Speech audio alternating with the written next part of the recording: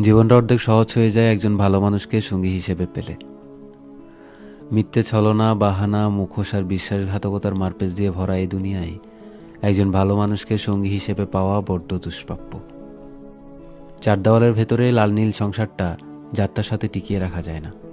জীবনটা তছনছ হয়ে যায়। শেষ বয়সে গিয়ে মানুষের রূপের অহংকার থাকে না, অর্থের অহংকার থাকে না, প্রাপ্তির অহংকার থাকে না, সফলতার অহংকার থাকে না। তখন মানুষ শুধু পাশের মানুষটার দিকে তাকিয়ে একটা তৃপ্তির নিঃশ্বাস ফেলে আর ভাবে, ভাগ্যিস এই মানুষটাকে সঙ্গী হিসেবে পেয়েছিলাম।